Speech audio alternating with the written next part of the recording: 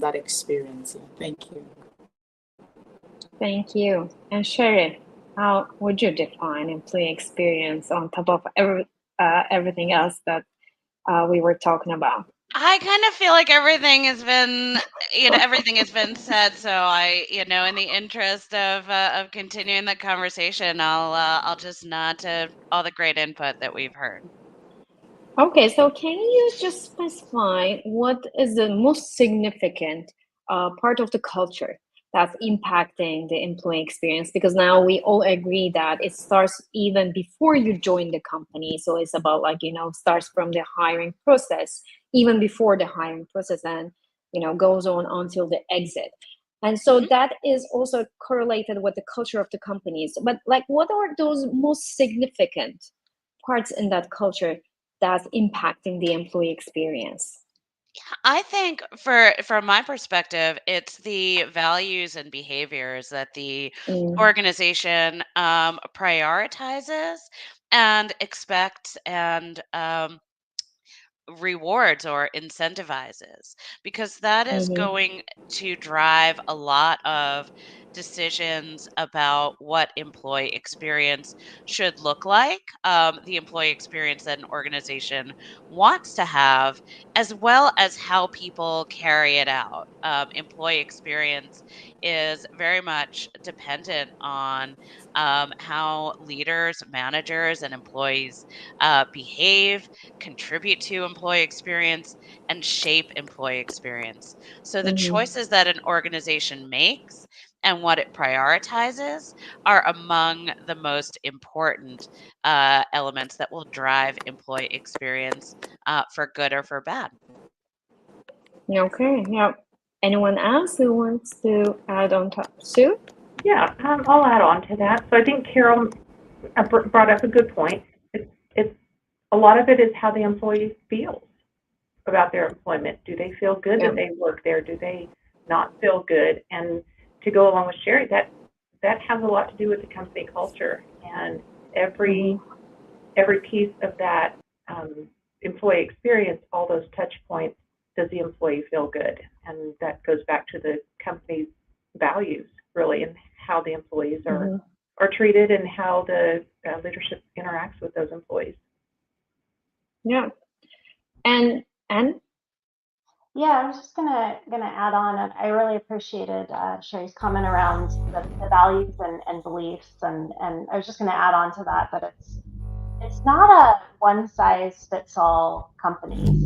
So I really appreciated her comments around, what does the company want to prioritize, and how does that translate into the culture, and how does the leadership team help to uphold that? And wholeheartedly agree. And like I said, just adding on that it's going to look different, and that's okay. And it really should be that conscious choice of what is this organization's values and beliefs.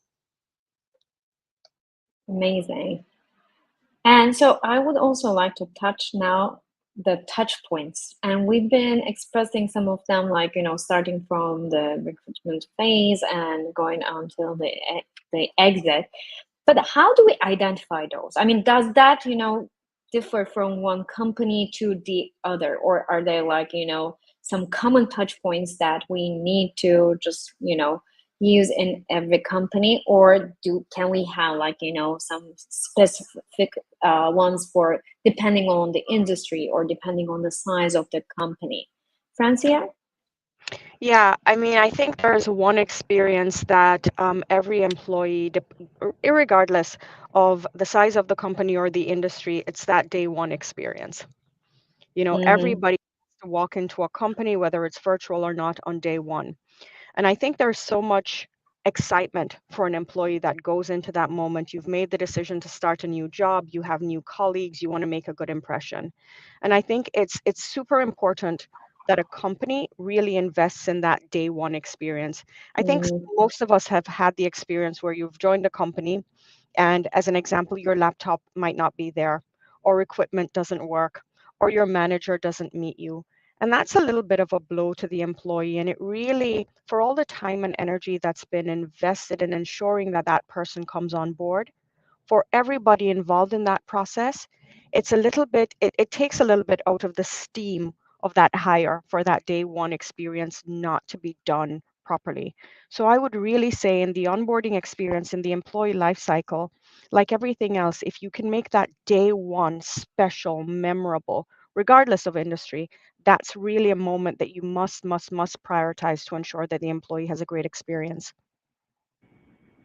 That's like a first impression, as we say. Yes. So I think that's really important to create that first impression and to make it positive. That memory, Sue, yes. you want to? Yep. Yeah, so I think key touch points throughout the employee experience depends on a lot on the size of the company. So your smaller companies, you're going to be more interactive.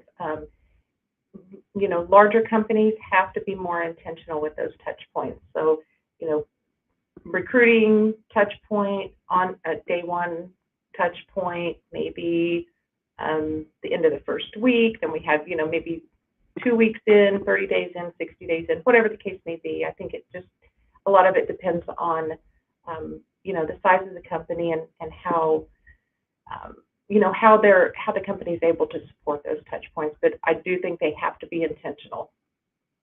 Mm-hmm. Yeah, intentionality, I think, is really key. Sherry, you want to add anything? Yeah, I would say, there are employee life cycle related touch points that are very critical, and then there are life related touch points. And I think it's important to thread through both. So there are the ones that are planned when you start, when you're onboarded, when you hit certain milestones in your career. And I think especially during the last several years, we've come to appreciate the way that life related touch points are important. So if somebody is about to have a child, what does that touch point look like? If somebody is dealing with a sick parent or family member, if somebody is struggling with health issues, etc. So I think that in addition to all of the touch points that we think about from an employee's progression with an organization and career progression, it's very important not to forget those touch points, which often when, I do a lot of work around moments that matter. Often the moments that matter and the ones that stick in the minds of employees are how they were treated when they needed the most help. So I think that's really an important aspect of touch points to keep in mind. Yeah, I love this idea because usually when we are talking about these touch points, we automatically think about, the transactional ones or the things about the work and, the employee journey, but not think about the personal journeys that each one of us have. So I really love that idea. Carol, you want to add anything?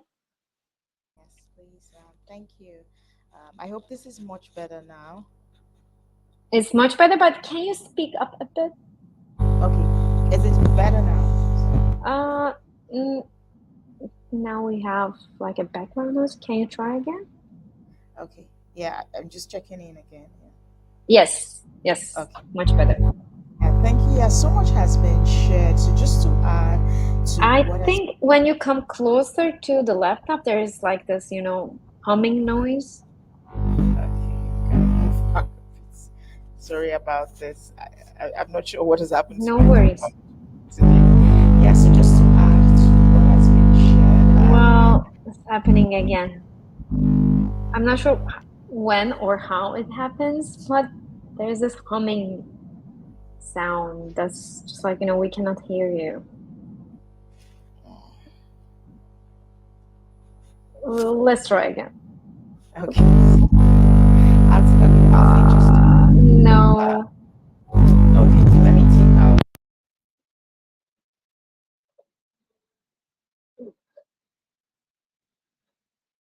You're on mute. Taking out my earphones now, so I hope this is better. Perfect. So Okay. let's keep it So it was perfect. probably was Perfect the right now. earphones. Okay, yeah. Thank you. I do sincerely apologize for this. I'm not No sure what has worries. happened today.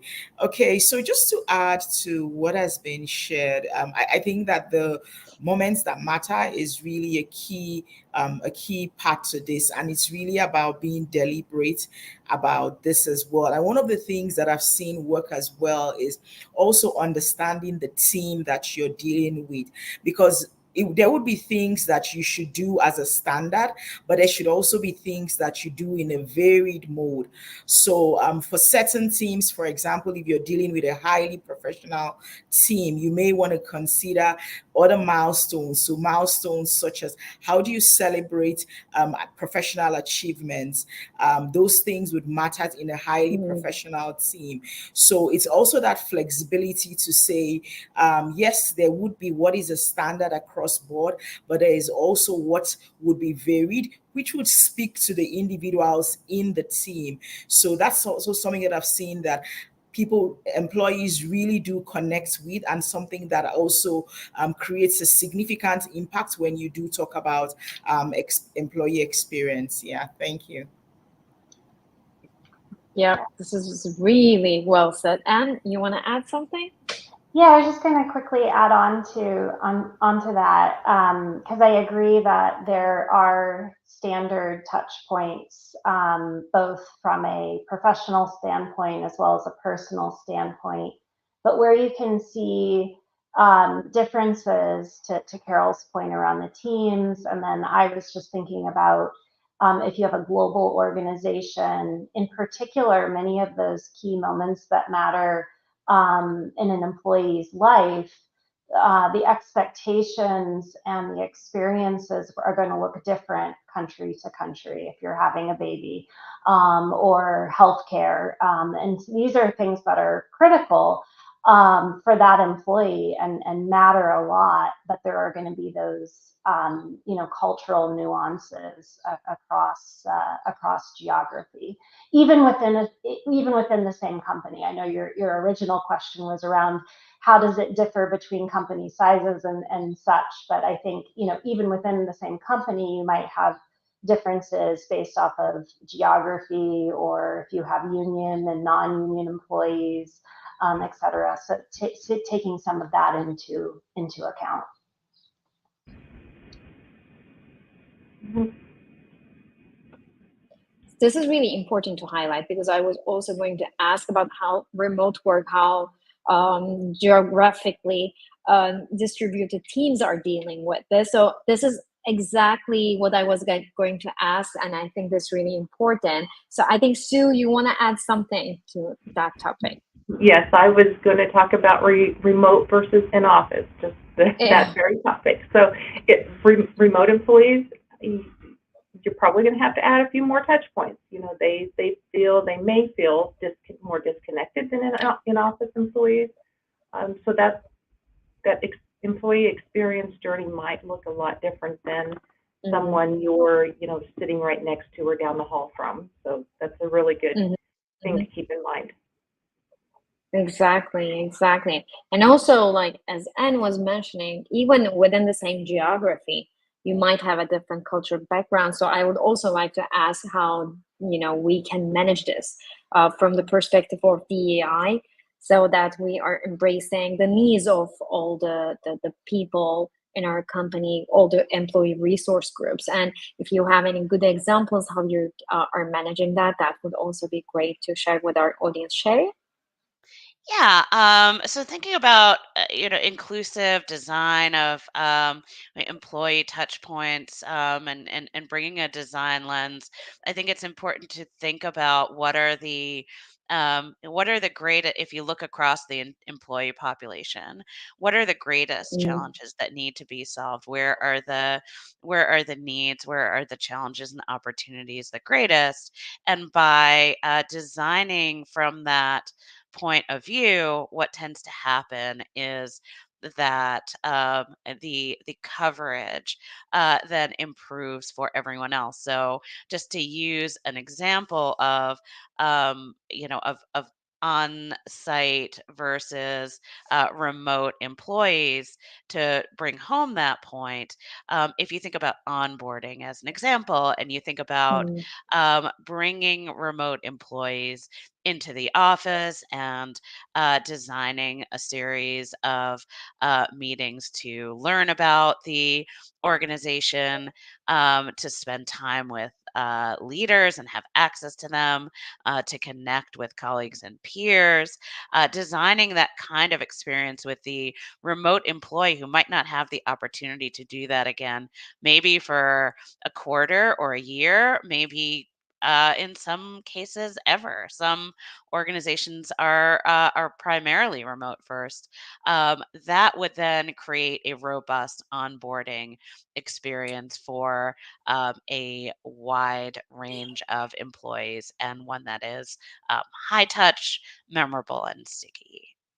hmm Yeah, this is really important, high touch. And so do we, in that case, do we need to like design different employee journeys for each group? How does that happen? I mean, do we have something like overarching the whole community and then have, little specific ones for each group? Or is it just like, can be accommodated throughout the journey? Carol, you want to go? You're on Um, mute. One of the things that Okay. I've seen work practically is just around, and this is just responding to your questions around, do you have different employee journeys? And I guess that the way that I've seen it work is actually being described as a shape and a take.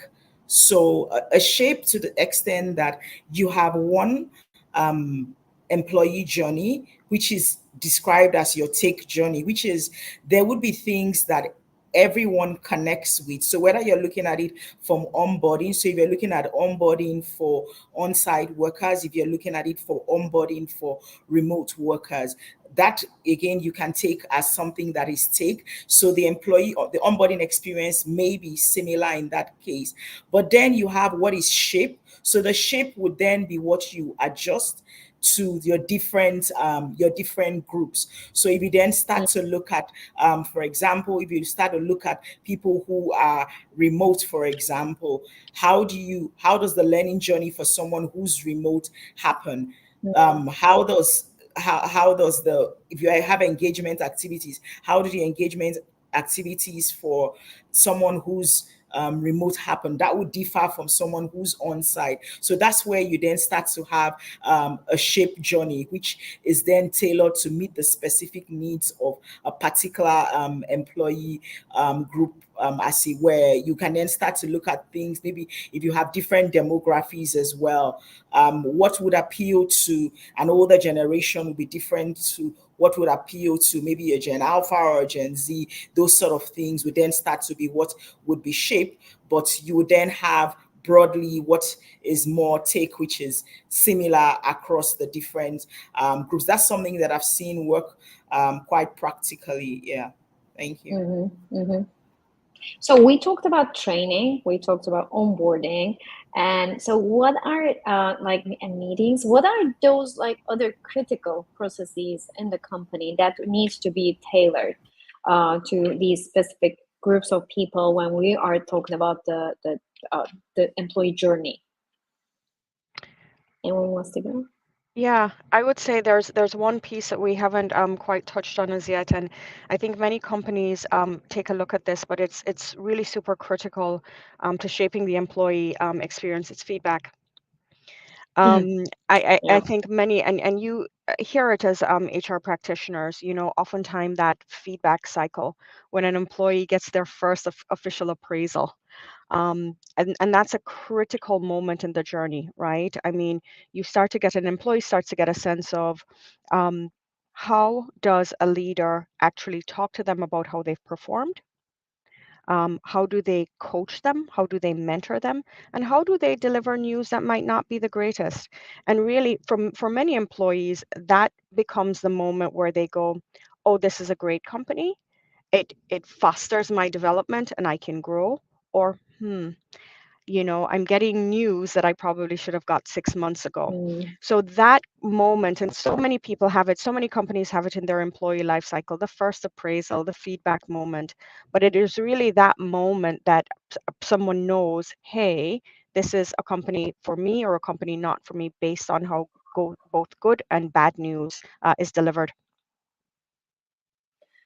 This is really important. And I think that feedback is also defining the quality of the employee engagement and experience. So, and as we were talking about in the beginning, like how people feel is really key, because that's only going to be the thing that's going to stay with them, not the incidences, nothing but the feeling. So when they go back to their experience in the company, is going to be that feeling that's going to stay with them. So this is really important about that feedback mechanism, that is, going to make the experience either like a positive feeling or like a negative feeling. And that brings us to the question of leadership. So how do you see the role of leadership in defining these touch points? And so where does the leadership team step in, defining those touch points to create a positive employee experience? And Yeah, so I think it might look different depending on the size of the organization and the involvement of the HR team. But I think first and foremost, no matter what's mapped out and you can have all the greatest, employee journey mapping with multiple personas, and here's what this person's going to experience, and here's what this person's going to experience. But if the leadership team isn't participating in that and isn't the one, bought in, and they're the ones who are ultimately that employee is going to have the majority of those experiences with, maybe outside the benefits side of things. And so, I think ideally you have the leadership team bought in that this is important, that talent is important to the organization, that understanding the employee journey is important to the organization, that they participate in some of the design thinking sessions, or, if that sounds too formal, just participate in looking at the journey that's been mapped, the different touch points, and what role they play in each of these, and kind of ensuring that is ultimately the experience, that the experience that you have on paper is ultimately the experience that an employee is having with the organization. Exactly. Sue? Yeah, I completely agree with that. A lot of the employee experience is going to be manager or leadership focused. I think HR can help drive that employee experience and those touch points, and kind of coach the leadership on how to have those touch points and how to make them meaningful. But ultimately, it's going to be the leadership responsibility to have those touch points and to make those touch points meaningful, and ensure that the employee feels good about working there throughout the whole journey. Mm-hmm. So they acting like the gatekeepers, or so that they keep an eye and also walk the talk, because usually when we don't have the leadership buy-in, or if they're not walking the talk, then it all stays as a theory, and just it's like it stays in the strategy but not in execution. So it's really important to get their involvement. Sherry? Yeah, I agree with everything that's been said. There's a phrase that I learned from a leader of mine and that I've adopted, which is leader led, HR enabled. So, who does the detailed design work? It's less important that leaders necessarily be involved in every step than that they set the priorities, and that they make choices and value judgments that reinforce the importance of employee experience. Exactly. And Carol, do you want to add anything on top of that, or do you have any best practices from leadership that you would say have worked? I think I do completely agree or align with all that has been shared. But just also to say that leadership actually plays such a critical role in enabling the right employee experience, as it were, because without that leadership touch, really from a HR perspective, you don't get it right because the line managers are the ones who spend a greater percentage of the time with the employees. So getting that buy-in from line leadership, getting line leadership to see the role that they play and how critical this is also something that is really important. One of the things that I've also seen work is and maybe may not apply in all climates, but it's sort of like when you start off on this journey would be to sort of have a dashboard where you're able to measure different managers. So you're sort of having like a line manager effectiveness index, just specifically relating to employee experience. Because if you then look at it in terms of how this ultimately impacts on client experience and being able to say, okay, for this particular business unit, the line leaders in this have really bought into or really sponsor the whole employee experience agenda or sponsor the employee journey agenda. That's something that I've also, so it's in a way recognizing the efforts of line leadership and celebrating those who have who've adopted this and then using that as a way to peer coach, because they certain line managers may then ask other people, "Who, how have you done this?"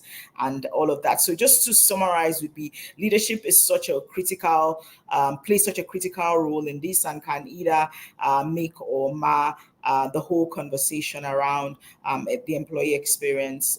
Yeah, thank you. Yeah, this is really important. And it's not only, one shot strategy or like an activity that needs to be done. So whatever we discuss now makes it also sustainable so that it does not go away with a change of a leader too. So, I mean, it's really important to take this as a strategy and have it embraced by the leader so that this is sustainable and repeatable in the company. There is one question from audience. Without lifetime employment, how can companies build trust? And this is very important because like trust has been, really on the table for some time now. Everyone's just, especially in remote setup, leaders are just judging that trust, and we are judging leaders, of course, again, like micromanaging or how to build that trust in the teams and just how to make sure that we are making it again sustainable. So how do you see that happening? Sherry? Yeah, I think there are a couple of things. I think and that's the way you pose it is so interesting, considering that employment does not last a lifetime. I think one of the things that an organization can do is have a talent philosophy that it shares. So in I've worked in and with startups where the value proposition for employees is that they come in, that they spend probably 2, 3, 5 years of their lives and careers at most gaining incredible experience that they parlay into bigger and better opportunities in the future, and they join the family of alumni of the startup. And if that is something that everybody agrees to and jointly understands, then they can build trust in that framework. Whereas some organizations would love to have employees in place for the entirety of their careers, 30, 40, even 50 years. So I think Mm, having a point of view and being candid about it and embedding that into the way in which employees are recruited, evaluated, developed, given opportunities for growth is really important. Another one is on the values and behaviors that drive conversations and interactions. Does this organization value candor? Are we going to be frank and direct? Are we going to be a feedback culture? Are we more interested in motivating people than providing negative feedback? And do we want to be more positively focused?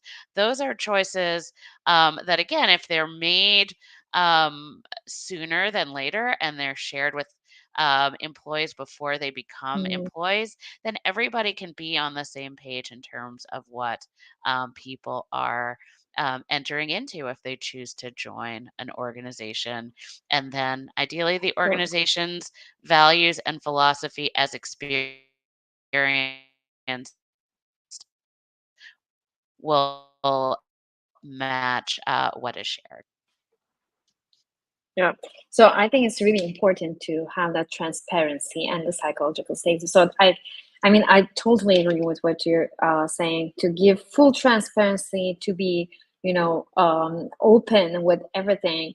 So sometimes, like, and I usually give the example of Netflix because it's like a business case that's frequently shared, and it's not because Netflix has the nicest or the most flowery culture, but it's because they're transparent and they're like frank about everything, the performance and the expectation, so that everyone knows what's expected from them from day one. So I really believe that it's really important to give that transparency. And Yeah, I was just going to add on to that. I think obviously transparency is critical. And then I think in terms of trust, making sure that leadership actions match the words and values and beliefs of the organization, and that when people are recognized either through promotions, when leaders are recognized either through promotion or recognition publicly, that recognition also matches those stated values and such. I think that goes a long way with the trust as well. I've seen organizations struggle where they have on paper, a very inspiring and wonderful values, but then the leadership behaviors within the organization don't actually align to those, and so that erodes I think the trust very quickly. And if I can add on to that just a little bit, I think to go along with what Anne says, that a lot of what the employee experience can impact is, does the company have a culture where mistakes can be made and learned from? Because throughout especially for a new employee, you have those touch points, and like Francia said, you don't want to hear about mistakes on your annual performance review. Does the company allow or have a culture where mistakes can be made and you can learn from those mistakes without, it's the vulnerability piece of that trust, of that building that trust. Can we make mistakes? Is it okay to make mistakes? Do leaders make mistakes, and they have to be able to admit those mistakes, and that goes along with building trust. Yeah. So if I 100%. if I can just add to that, do we even talk about it? There is the other piece of it where there are companies, that are very, very open, and they communicate regularly and frequently, and they talk about it, and they discuss their values, and they discuss the mistakes. What did we learn? How do we get better? And then there are other cultures where there's silence. There's silence about changes in the organization. There's silence about how's the business doing. There's silence about the mistakes, right? And so there's transparency, but there's, I think, one step further, which is, are we communicating? And it's through that communicating, that intentional communicating, that you can start to really build trust. An employee will learn very quickly, oh, it's okay to be open. Oh, it's okay to say, maybe XYZ is not going so well, or maybe it's going fantastic. But are we an organization that's actually talking, right? Are we talking to our peers? Are we talking to our leaders? Can we go next level? And I think trust starts with that. When there is a culture of actually opening up and communicating, the trust really starts there. And then how we deal with the information that's being shared really goes into embedding and really creating that greater trust within an organization.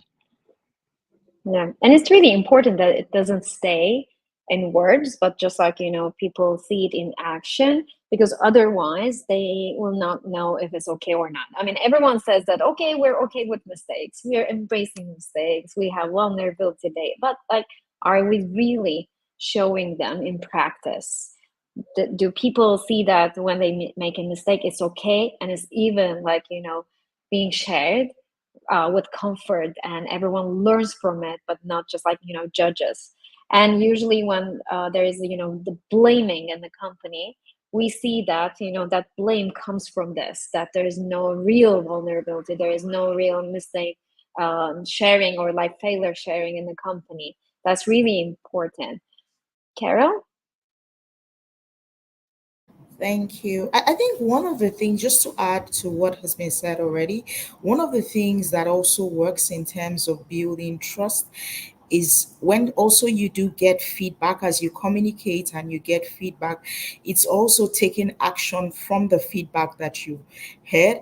Where you're unable to take action, also communicating that you're unable to take actions for XYZ reasons. So it's really about depositing positively into the trust bank account, if I may put it that way. And that demonstration happens by some of the things we've said: communication, receiving feedback, what it is that we do with the feedback that we do receive, also being able to demonstrate care for the employee as well, and also just care beyond just the work itself, also caring for the individual as well. So really about just being human at heart, if I may put it that way as well. So trust is something that you build over time, and it's also something that can be lost really very quickly by the actions that are being taken. So that consciousness is really required to continue to make the right deposits into that. Yeah. Okay, so as we're coming towards the end of our discussion, let me wrap up what we have already discussed. So we said that first impression is really important, and how it's important to identify those touch points and the journey, but also including the personal journeys, personal milestones in the employee experience. Then we talked about leadership, trust, and how we incorporate culture, how culture is really key in creating these positive employee experiences. Now, I want to ask you one question. How do we measure this? How do we measure the effectiveness of the journey that we built, and also like, how it is supported by leadership and the culture? What are those, ways of assessing this, measuring this? Do we have any KPIs around this? Anne or Sue, you want to go? I'll jump in on this, because I think probably everyone's thinking the same thing. So you have turnover, which can be measured by, especially your first year turnover, first 6 months turnover. That's really important. I think you can, if you're trying to create a new employee experience, take some data that you've already had, and then compare it after some changes, after you make some changes. Even just one change may make a big difference. But I think that's one KPI that you can use. Another would be employee engagement scores. Again, same thing. How do your employees feel during their lifetime with your company? Is it a good experience? Is it a not so good experience? And again, back to what Carol said, if you get some low scores or low scores in some areas, what are you going to do about it? Are you going to make some changes, or are you just going to take it for what it is and just accept it? So I think those are just two, and I'll let everybody else kind of expand on that. Thank you. Anne? Yeah, I'm happy to add to that. Going back, so I agree with Sue and sort of think of the ones that Sue mentioned as overall, what's that pulse on the overall employee experience and engagement?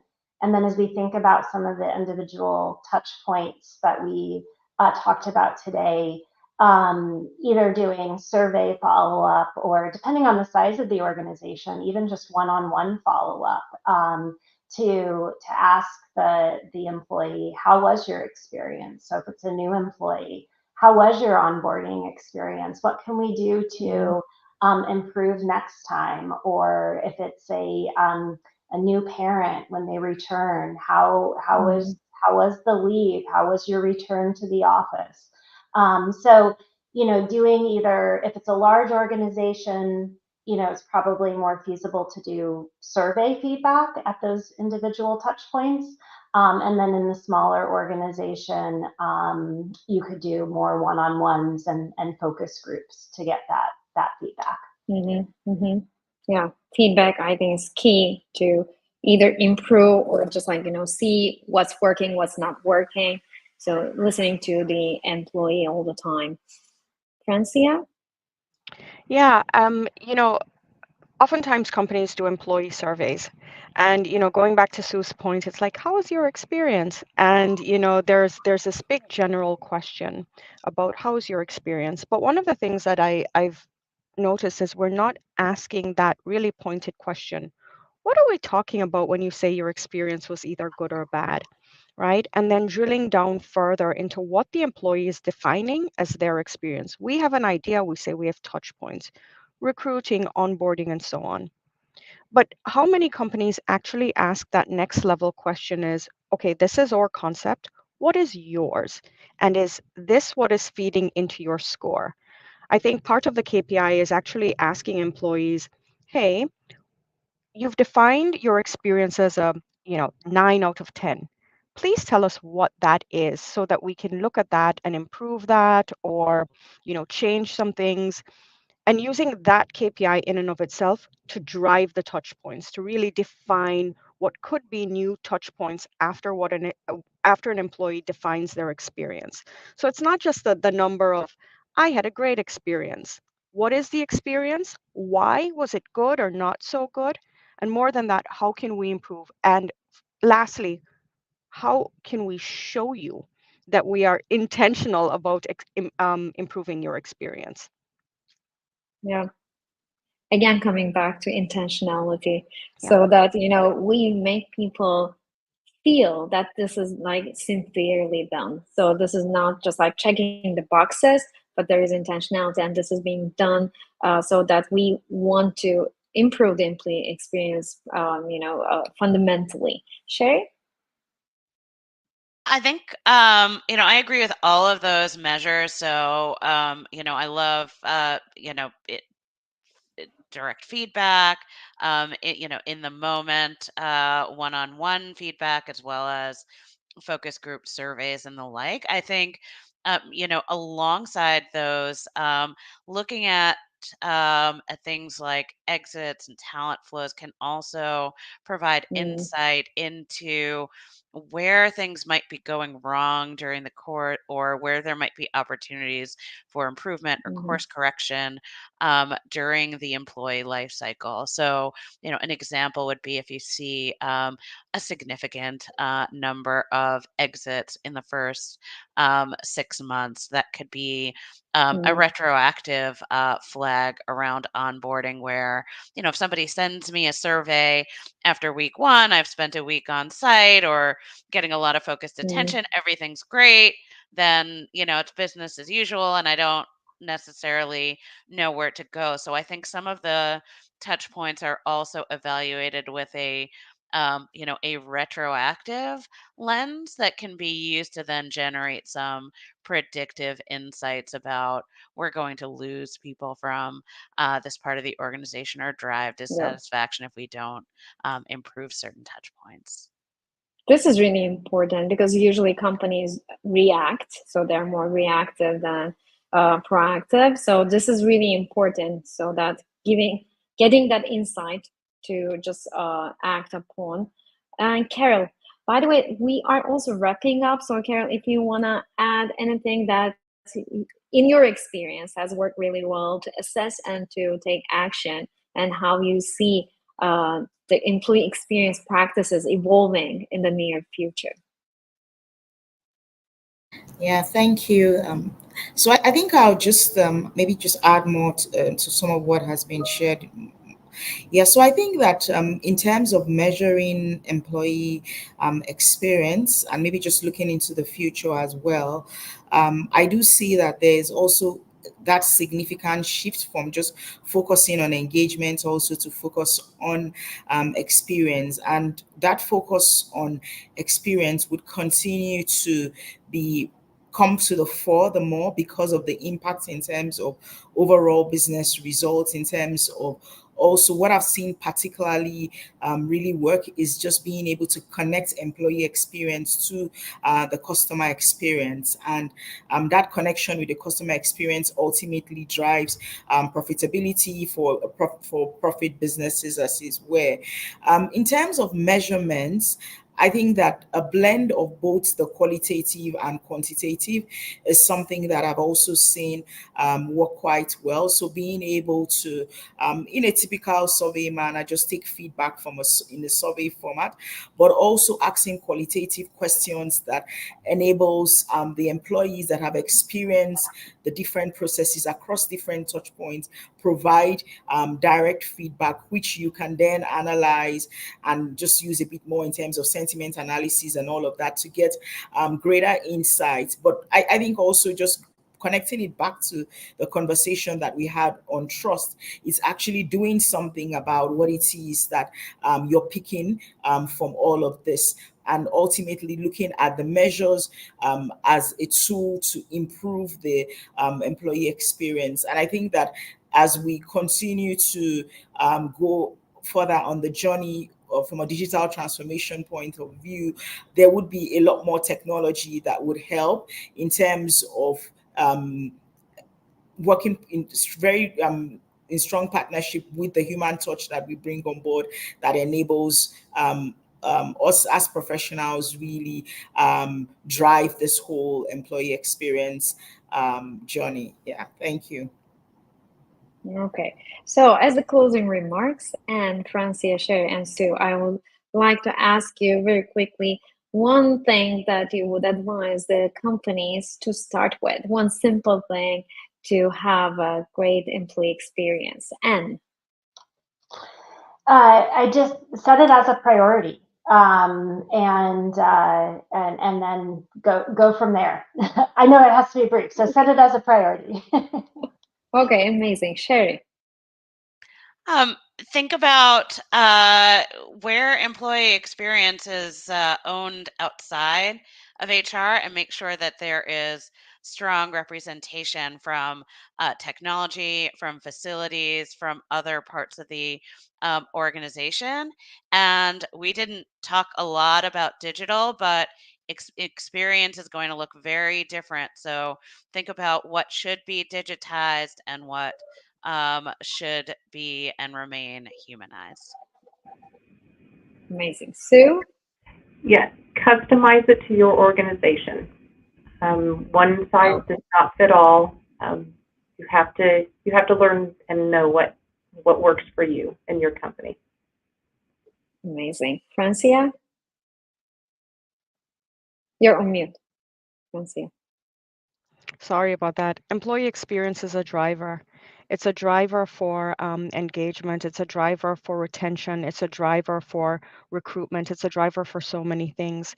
So I'll just, echo Anne and say it must be a priority. It's a business driver. It's a people driver. It really is a catalyst to moving your business forward. Amazing.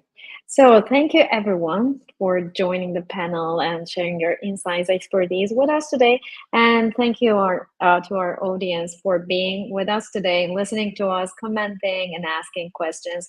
It's at now the end of another Hacking HR panel as part of the June series. Please stay tuned because we have more panels coming up throughout the month. And see you next time, and enjoy the rest of your days. Bye. Thank you. Thank you. Bye-bye. Thank you.